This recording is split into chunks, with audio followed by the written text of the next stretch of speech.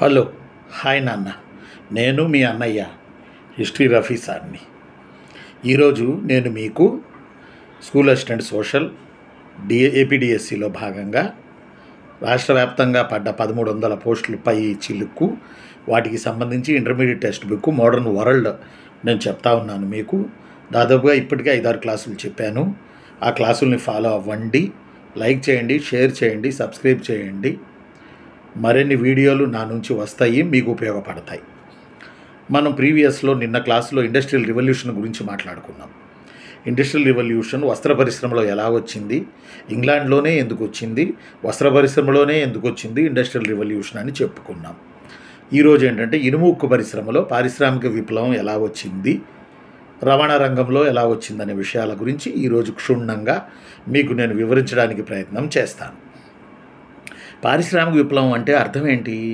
యంత్రాల ద్వారా మానవ శక్తిని కనీస స్థాయికి తగ్గించి యంత్రాల ద్వారా తక్కువ కాలంలో అధిక ఉత్పత్తి చేయడాన్ని ఇండస్ట్రియల్ రివల్యూషన్ అంటారు. మీకు తెలిసిన విషయమే.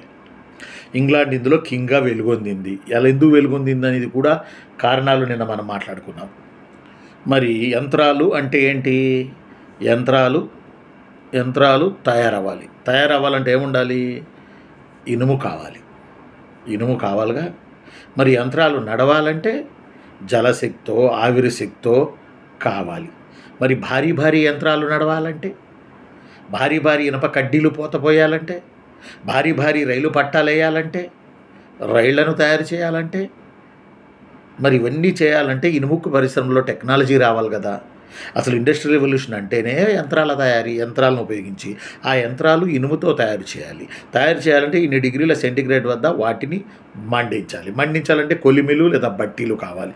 ఆ బట్టీలు అది మండాలి, మళ్ళీ స్వచ్ఛమైన ఇనుము బయటకు రావాలి. ఇవన్నీ జరగాలంటే బొగ్గు ప్లస్ ఇనుము ఈ రెండు తల్లిదండ్రులు లాంటివి. ఒక మాట చెప్పాలంటే బొగ్గు లేకపోతే ఇనుము పరిశ్రమ లేదు, ఇనుముక్కు పరిశ్రమ లేదు, ఇనుముక్కు పరిశ్రమ లేకపోతే బొగ్గు లేదు. ఒక మాట చెప్పాలంటే అంటే ఒకప్పుడు బొగ్గుని ఇళ్లకు వాటికి వీటికి ఉపయోగించుకునేవాళ్ళు. ప్రపంచంలో ఉన్నటువంటి ఆ 18th సెంచరీ 17th సెంచరీ వచ్చే సమయంలో ఇళ్లల్లో అక్కడక్కడ బొగ్గు ఉపయోగంలో ఉండేది.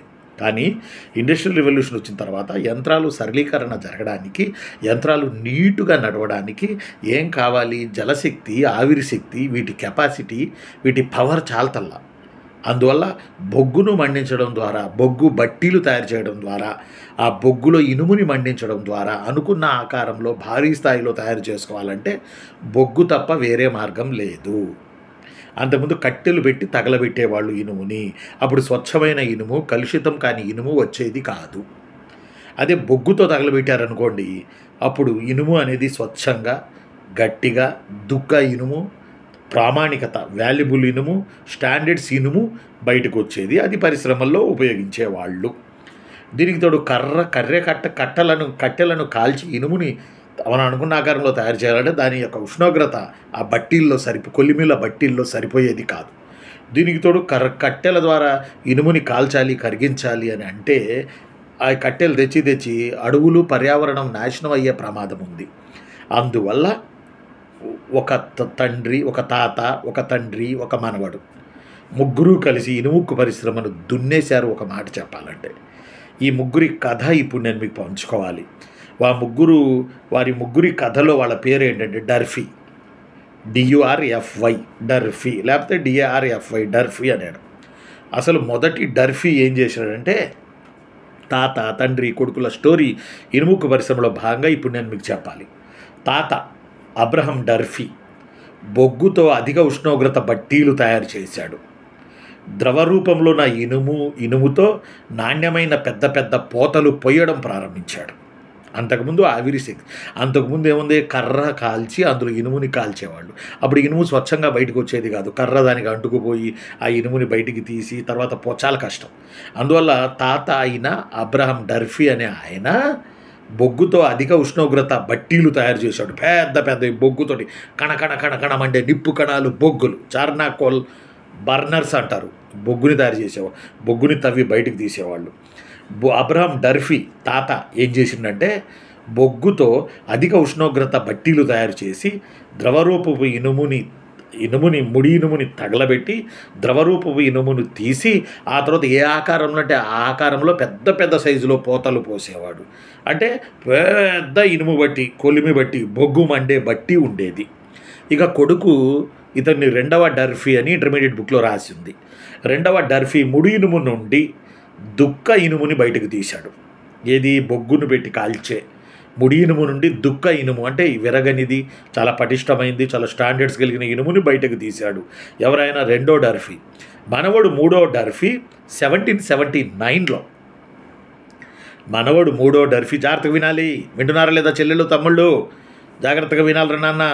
సండే రోజు చెప్పుకుంటున్నాం మనం పాఠం. మూడవ డర్ఫీ మనవడు 1779లో కోల్బ్రూక్ డెల్ వద్ద పేవర్న నదిపై ప్రపంచంలో తొలిసారిగా ఇనప వంతెన కట్టాడు. ఎంత ఇంపార్టెంట్ చిన్నులు, ఎంత ఇంపార్టెంట్ తమ్ముళ్ళు.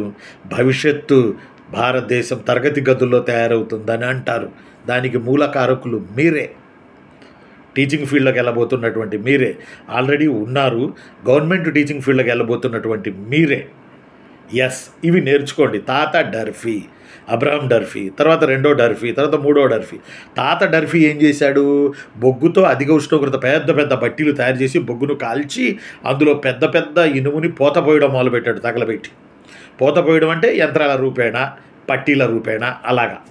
కొడుకు ఏం చేశాడు? మునియుము నుండి దుక్క ఇనుమును బయటికి తీశాడు. బొగ్గు నేల బొగ్గుతో తగలబెట్టే బట్టీలలో నుంచే దుక్క ఇనుము అంటే గట్టిగా ఉండేది, విరగనిది. మనవడు మూడవ బర్ఫీ ఏం చేశాడు? డర్ఫీ, ఢిల్లీలో డి.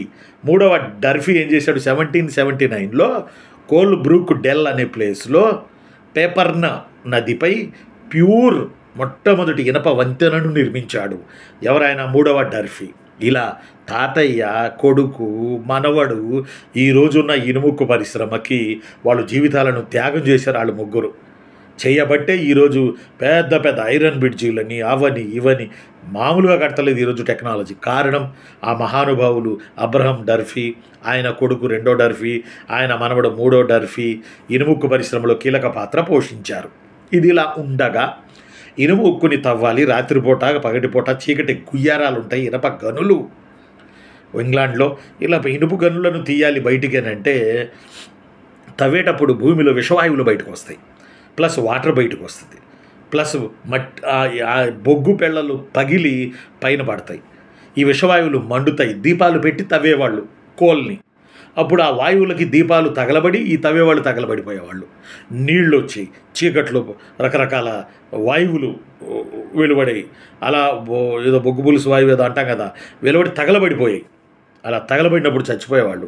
అందువల్ల హాంఫ్రీ డేవి అనే ఆయన సేఫ్టీ ల్యాంప్ అని కనుక్కున్నాడు. హాంఫ్రీ డేవి సేఫ్టీ ల్యాంపుని కనుక్కోవడంతో హాంఫ్రీ డేవి, చిన్నప్పుడు చదివా ఈ కథ నేను, సేఫ్టీ ల్యాంపుని కనుక్కున్నాడు రా చిన్న. గ్రీన్ పెన్ కనపడాలి మీకు, అందువల్ల గ్రీన్ పెన్ ఇట్లా పెడుతున్నా. గ్రీన్ పెన్ పెట్టిందే కారణం ఇది. రేపు మీరు హై స్కూల్ మాస్టర్ అవుతారు, హెడ్ మాస్టర్ అవుతారు, గజిటెడ్ అవుతారు. గ్రీన్ పెన్తో సంతకాలు చేయరు. వచ్చిన వాళ్ళకే 100 సార్లు తిప్పుతారా? తప్పు కదా. పాపం వాళ్ళు ఇట్లా వచ్చి నిలబడతారు మన దగ్గర, పాపం. కానీ సంతకాలు పెట్టాలి. ఒకప్పుడు నేను అలా నిలబడ్డావాడిని. కానీ మనం ఏడిపించకూడదు. ఒరిజినల్స్ పక్కా చూసి సంతకాలు పెట్టాలి. ఒరిజినల్స్ చూడాలి. చూడకుండా అబ్బో బిళ్ళపీయకూడదు, మళ్ళీ కష్టమైతే చిన్నవు. ఒరిజినల్స్ చూసి సంతకాలు పెట్టాలి. పాపం వచ్చిన వాళ్ళు తిప్పకూడదు, సంతకాలు పెట్టాల్సిందే. మనం గజిటెడ్ హోదా కదా, అందువల్ల. సరే, హాంఫ్రీ డేవి సేఫ్టీ ల్యాంప్ కనుక్కోవడం వల్ల బొగ్గు తవ్వడం మరీ ఎక్కువైంది అనేది కాదు ఆన్సరు. బొగ్గు గనులలో ప్రమాదం నుంచి బయట వేశాడు ఆయన. బొగ్గు గని కార్మికులను, చార్నాకోల్ బర్నర్స్ని సేఫ్టీ ల్యాంప్ అంటారు. ఇదొకటి. బొగ్గు తీయడం, ఇనుము కరిగించడం. బొగ్గు తవ్వి తీయడం, తద్వారా పెద్ద పెద్ద బొగ్గు కాలే కొలిమి బట్టీలు చేయడం, అందులో ఇనుమును కరిగించి మనం అనుకున్న ఆకారంలో పెద్ద పెద్దవి పోత పోయడం. దీని ద్వారా ఇనప పరిశ్రమ అనేది పరిణామక్రమంలో డెవలప్ అయింది. ఇనప పరిశ్రమ ఎప్పుడే డెవలప్ అయిందో అందులో 100ల మంది కార్మికులకి లైఫ్ దొరికింది. ఇదంతా ఇంగ్లాండ్లోనే ముఖ్యంగా జరిగింది ఓ రంగం చెప్పాలంటే. అప్పుడు ప్రపంచంతో పోలిస్తే యూరోప్ ఖండంలోని ఇంగ్లాండు ఈ ఇనప ఉత్పత్తులు ధర చాలా తక్కువగా ఉండేది. దీనికి తోడు ఇంగ్లాండ్లో 5 తీర ప్రాంతాల్లో 5 బొగ్గు గనులు బయటపడ్డాయట. ఆ బొగ్గు గనులను ఆ ఓడరేవుల ద్వారా ఒక చోటు నుంచి మరో చోటుకి వాళ్ళు తరలించుకుపోతుండేవాళ్ళు. తద్వారా ఓడరేవులు అభివృద్ధి చెందాయి, ఓడరేవుల నిర్మాణ పరిశ్రమ అభివృద్ధి చెందింది, మళ్ళీ ఇక్కడ కూడా ఉద్యోగాలు దొరికాయి. ఇలా ఉన్నప్పుడు బొగ్గుకి మళ్ళీ కష్టాలు వచ్చి పడ్డాయి. అర్ధరాత్రి అపరాత్రి బొగ్గన్లు తవ్వేటప్పుడు నీళ్లు రావడం మొదలుపెట్టినాయి బొగ్గు గనుల్లో. మరి ఆ నీళ్లను ఎలా ఎదుర్కోవాలి, నీళ్లను ఎలా బయటికి తోడేయాలి? ఒక్కోసారి నీటి ఫ్లో ఎక్కువైతే తవ్వలేరు కదా ఆ చీకట్లో. సరే, హంఫ్రీ డేవి సేఫ్టీ ల్యాంప్ ఇలా పెట్టుకుంటారు ముఖం మీద, అది బ్యాటరీ ఇట్లా ఉంటే బాగుంటుంది. కానీ వాటర్ని ఎలా? అందువల్ల బొగ్గు గనుల్లో నీళ్లు తోడి బయటేయడానికి ది మైనర్స్ ఫ్రెండ్స్ అనే ఒక ఆవిరి యంత్రం పేరుతో ఒకదాన్ని కనుక్కున్నారట. ది మైనర్స్ ఫ్రెండ్స్ దాని పేరే, ఆవిరి యంత్రం పేరు అది. నీరు తోడడానికి కనుక్కోబడిన ఇంజన్ పేరు అది, ది మైనర్స్ ఫ్రెండ్స్. చెప్పండి నాకు, చెప్పండి అబ్బా. The miners friends, the miners friends అనేది రైట్. ఇది ఒకటి కనుక్కున్నారట. 1712లో న్యూ కోమన్ అనే ఆయన కూడా ఇలా నీళ్లు తోడే యంత్రాన్ని ఒకదాన్ని తయారు చేసాడు, కానీ అది క్లారిటీ లేదు. 1769లో జేమ్స్ వాట్ ఆవిరి యంత్రాన్ని కనుక్కున్నాడు. ఈ ఆవిరి యంత్రం ద్వారా వాయువులు ద్రవాలను వేగంగా ముందుకు తోస్తూ ఉంటుంది ఆ యంత్రం. అప్పుడు బొగ్గు తవ్వేవాళ్ళు సురక్షితంగా తవ్వుతారు. జేమ్స్ వాట్ ఆవిరి యంత్రం 1769 బొగ్గు గనుల్లో చార్నాకోల్ బర్నర్స్కి ఉపయోగపడే విధంగా ఆవిరి యంత్రం ద్వారా వాయువులు ద్రవాలను వేగంగా ముందుకు తోయడం వల్ల బొగ్గు సురక్షితంగా తవ్వడానికి ఉపయోగపడుతుంది. 1769 జేమ్స్ వాట్ ఆవిరి యంత్రం. ఇలా ఇనుము పరిశ్రమలోను బొగ్గు పరిశ్రమలోను విపరీతమైన కార్మికులకు డిమాండ్ ఏర్పడి, యంత్రాలు కాబట్టి ఇండస్ట్రియల్ రెవల్యూషన్ మూలం. ఆ యంత్రాలు తయారు చేయడానికి ఇనుము కావాలి కాబట్టి, దాన్ని అనుకున్న ఆకారంలో తయారు చేయాలంటే యంత్రం బొగ్గు కావాలి కాబట్టి, బొగ్గు జలశక్తి ఆవిరి శక్తి పక్కన పెట్టి బొగ్గు ద్వారా త్రవ్వకాలు ప్రారంభించి ఇంగ్లాండు వరంగా చెప్పాలంటే దుమ్ము లెగిసే ఆర్థిక శక్తిని ఏర్పాటు చేసుకుంది. మరి బొగ్గు తవ్వారు, ఫలానా చోటకి వెళ్ళాలి. మరి ఇనుము పరిశ్రమ ఇంకో చోట, ఇనుము పరిశ్రమ అక్కడ ఉంది, బొగ్గు గనుల దగ్గరే ఇనుము పరిశ్రమలు ఏర్పడ్డాయి. సరే, దాన్ని ఒక చోటు నుంచి మరో చోటు తరలించాలి. అప్పుడు వేస్తే రోడ్లు వేయాలి, వేస్తే కాలువలు వేయాలి. కాబట్టి రోడ్డు మార్గం కన్నా కాలువ త్రవ్వేస్తే అందులో నౌక ద్వారా తీసుకెళ్తే చాలా సులువు అని చెప్పి ఈ బొగ్గుని తరలించడానికి, ఇనుమును తరలించడానికే కాలువలు వేయబడ్డాయి, రవాణా మార్గాలు వేయబడ్డాయి. జాన్ మకడమ్, ఫాదర్ ఆఫ్ కంకర్, ఏదైనా ఇలా చెప్తున్నాను కానీ ఫాదర్ ఆఫ్ కంకర్ రోడ్ల పితామహుడు జాన్ మకడమ్. అలానే బొగ్గు కొరకు కాలువలు తవ్వడం మొదలుపెట్టారు, ఒక చోటు నుంచి మరో చోటికి షిఫ్ట్ చేయడానికి. ఇంగ్లాండ్లో మాంచెస్టర్ దగ్గర వర్లీ బొగ్గు గనుల నుండి మాంచెస్టర్కి కాలువ తవ్వి ఈ బొగ్గుని తరలించడం ద్వారా రవాణా ఖర్చులను ఇంగ్లాండు తగ్గించుకుంది. బొగ్గు కొరకు కాలువలు తవ్వడం, ఒక చోటు మరో బొగ్గు కానీ ఇనుము కానీ. మాంచెస్టర్ దగ్గర కల వర్లీ బొగ్గు గనుల నుండి మాంచెస్టర్ వరకు కాలువ తవ్వారు బొగ్గుని తరలించడానికి, యంత్రాలను తరలించడానికి. ఖర్చు తగ్గింది కదా, జల రవాణా బేసికలీ ఖర్చు తక్కువ కదా. చిన్నులు తమ్ముళ్ళు, నా చిన్న తమ్ముళ్ళురా, మీరు చాలా కష్టపడుతున్నారా. 45 days మనకు ఉందిరా, ఇందులో దాదాపు 5-6 రోజులు అయిపోయాయి. తర్వాత ఇక బర్మింగ్హామ్ లండన్లో ఒక ప్రముఖ నగరం.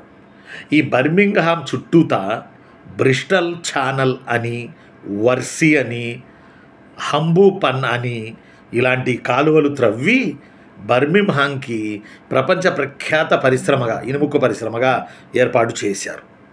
ఇక మరి లాంగ్ వెళ్ళాలిగా. అందువల్ల స్టీఫెన్సన్ ఆవిరి రైల్ ఇంజన్ని కనుక్కున్నాడు. లోకమేటివ్ యంత్రం అంటారు దీన్ని, లోకమేటివ్ యంత్రం అంటారు. జార్జ్ స్టీఫెన్సన్ ఆవిరి రైల్ ఇంజన్ ఆర్ లోకమేటివ్ ఇంజన్ ఇది కనుక్కున్న తర్వాత, అంతకుముందు కలప పట్టాలు ఉండేయంట రఫ్ రైలు వెళ్ళడానికి. ఆ కలప పట్టాలు తీసేసి, కర్రతో చేసిన పట్టాలు తీసి ఇనప పట్టాలు వేయడం మొదలుపెట్టారు. దీంతో మరింత ఇనుముక్కు పరిశ్రమకు డిమాండ్ పెరిగి ఇంగ్లాండ్లో చాలామందికి ఉపాధి కలిగి ఈ పరిశ్రమలు పెట్టిన ఇండస్ట్రియలిస్టులు డబ్బులు పోగు చేసుకోవడం మొదలైశారు. అలానే రిచర్డ్ ట్రెవిధిక్ రిచర్డ్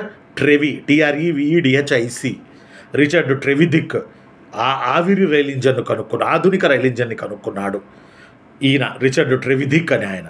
ఫస్ట్ రైలు మార్గం 1825లో స్టాక్ టౌన్ నుంచి డార్లింగ్ టౌన్ వరకు, లేదా స్టాక్ టన్ నుంచి డార్లింగ్ టన్ వరకు లండన్లో వేశారు. ఫస్ట్ రైల్వే లైన్ మనం మాంచెస్టర్ టు లివర్పూల్ అంటాం, no. First railway line according to your intermediate text books నాన్న 1825లో స్టాక్ టన్ నుంచి డార్లింగ్టన్ వరకు వేశారట 1825లో. రెండో రైలు మార్గం 1830లో మాంచెస్టర్ టు లివర్పూల్ వరకు వేశారు రైలు మార్గం. ఈ రైల్వే లైనులు వేయడం వల్ల ఇనుముక్కు పరిశ్రమ ఒక చోటు నుంచి మరో చోటకి ప్రచారం జరిగింది. ఇనుముక్కు వల్ల, బొగ్గు వల్ల చాలామందికి కార్మికులకి ఉపాధి దొరికింది. కాబట్టి రవాణాలో ఏం మార్పులు వచ్చినాయి, ఇనుముక్కులో ఏం మార్పులు వచ్చినాయి, ఈరోజు ఈ క్లాసులో ఈ 15 నిమిషాల క్లాసులో చెప్పుకున్నాం చిన్నులు. నిన్న క్లాసులోనేమో వస్త్ర పరిశ్రమలో వచ్చిన మార్పుల గురించి చెప్పుకున్నాం. నెక్స్ట్ క్లాసులో ఇండస్ట్రియల్ రెవల్యూషన్ మనం పూర్తి చేసుకోవడానికి ప్రయత్నం చేద్దాం. ఈరోజు what are the importance about coal in iron industry. Iron industry, coal ఎలా పరస్పర ఆధారితాలు. అలానే Stephenson rail engine, Richard Trevithick ఆధునిక రైల్ ఇంజన్, జేమ్స్ వాట్ ఆవిరి యంత్రం, 1825 మొట్టమొదటి రైల్వే లైన్ స్టాక్టన్ నుంచి డార్లింగ్టన్, రెండవ railway line 1830 Manchester to Liverpool, right. ఇంకా మనకి హాంఫ్రీ డేవి సేఫ్టీ ల్యాంప్, అలానే జేమ్స్ వాట్ నీళ్లను తోసేసేది, వాయువులను తోసేసేది ఆవిరి, హాంఫ్రీ డేవి సేఫ్టీ ల్యాంపు. అలానే ముగ్గురు డర్ఫీలు. మొదటి డర్ఫీ ఏమో ఇనుముక్కు పరిశ్రమలో ముగ్గురు డర్ఫీలు, తాత, తండ్రి, మనవడు. మొదటి డర్ఫీ ఏమో బొగ్గుతో అధిక ఉష్ణోగ్రతతో మండుతున్న కణకణ మండుతున్న పెద్ద పెద్ద బట్టీలు, అందులో నాణ్యమైన ఇనుముని తయారు చేసి పోతపోయడం. కొడుకు డర్ఫీ ఏమో ముడి ఇనుము నుండి దుక్క ఇనుముని బయటికి తీయడం. మూడవ డర్ఫీ ఏమో 1779లో కోల్ బ్రూక్ డెల్ వద్ద పేవర్న అనే నదిపై మొట్టమొదటిగా ఐరన్ బ్రిడ్జిని నిర్మించడం. ఇవన్నీ ఈరోజు ఈ క్లాసులో హైలైట్స్. ఇవన్నీ గమనించండి, 1-2 సార్లు వినండి. రోజంతా ప్రిపేర్ అవుతున్న మీ ప్రిపరేషన్లో ఉడతా సహాయంగా నేను మీకు చెప్తా ఉన్నా. 15 నిమిషాలు జాగ్రత్తగా డిస్టర్బెన్స్ లేకుండా వినండి, రాసుకోండి. నేను కాన్సెప్ట్ చెప్తున్నాను, ఇందులో బిట్స్ చెప్తున్నాను. For example concept and bits ఎలాంటివి అంటే ఎక్వేరియం లాంటివి. ఎక్వేరియంలో చేపలు ఉంటాయే, చిన్న చిన్న చేపలు, అవేమో బిట్లు. అందులో నీళ్లుంటాయే, అది కాన్సెప్ట్. కాన్సెప్ట్ లేకుండా బిట్లను పుట్టించలేవు. అలాగే నీళ్లు లేకుండా చేపలు బతకలేవు. అందువల్ల చేపల్లాంటివి బిట్లు, నీళ్ల లాంటిది కాన్సెప్ట్. ఈ రెండు పరస్పర ఆధారితం అయితేనే రేపు మనం స్కూల్ అసిస్టెంట్లో జాబ్ కొడతాం. ఓకేనా? ఇంకో గుడ్ న్యూస్ పొద్దున్నే చూశారుగా మీరు, మనం ఒక వీడియో చేసాం. డిఎస్సికి 40% ఇవ్వండి, 45 కాదు అని చెప్తే మనం చెప్పి కూడా ఒక 4-5 రోజులు అయ్యింది. బట్ అది అధికారుల దగ్గరికి చేరింది. అందువల్ల ఈరోజు రేపు ఆ సాఫ్ట్వేర్ని సరి చేస్తారు. సాఫ్ట్వేర్ని సరిచేయండి మహాప్రభో అని చెప్పి మనం వీడియో పెట్టాం, మీరు చూసే ఉంటారు. కాబట్టి మరిన్ని ఇలాంటి పాఠాలు నా నుంచి వస్తాయి. నేను ఎక్కువ బయట విషయాలు చెప్పను కూడా. టైం వేస్ట్ సినిమా అది. మీకు ఏం కావాలి? పాఠం కావాలి. రేపు ఫైనల్లీ మీరు ఏం రాయాలి? ఎగ్జామ్ రాయాలి. ఎన్ని ఏది విన్నా ఎవరేం చెప్పినా ఫైనల్లీ ఎగ్జామ్ రాయాలి. ఎగ్జామ్ రాయాలంటే అందులో నేను చెప్పిన పాఠంతోనే మీరు బిట్లు ఆన్సర్లు చేయాలి. ఆడ బిట్లు కానీ కాన్సెప్ట్ కానీ. కాబట్టి లైక్ చేయండి, షేర్ చేయండి, సబ్స్క్రైబ్ చేయండి. మరింతమందికి ఇది పంపుదాము. నిస్సత్తువ వదలండి, నీరసం వదలండి. ఎందుకంటే రోజులన్నీ ఒకేలా ఉండవు. మీకు కూడా రోజులు వస్తాయి. మీరు కూడా గవర్నమెంట్ ఉద్యోగస్తులు అవుతారు. రేపు అన్నీ సరిగ్గా జరిగితే ఆగస్టు 15 నాటికి మీరు ఆన్ డ్యూటీలో ఉంటారు. అందువల్లే నేనేం చెప్తున్నా, రఫీ సార్ ఆన్ డ్యూటీ అని చెప్పి నేను థంబ్నెయిల్ మీద పెడతా ఉండనా? మరి నేను మీ అన్న హిస్టరీ రఫీ సార్ని. మళ్ళీ కలుసుకుందాం. లైక్ చేయండి, సబ్స్క్రైబ్ చేయండి, షేర్ చేయండి. చూసిన వాళ్ళందరూ సబ్స్క్రైబ్ చేయండి, షేర్ చేయండి, లైక్ చేయండి. అర్థమట్లా చూసిన వాళ్ళందరూ చేయండి. నేను మరిన్ని పాఠాలు మీకు నేను చెప్తాను. అర్థమట్లా చెప్పాలన్న జిజ్ఞాస నాలో ఉంది. జస్ట్ మీరు ఇలా అనండి చాలు. ఉంటాను. నేను మీ అన్న హిస్టరీ రఫీ సార్ని. Thank you very much.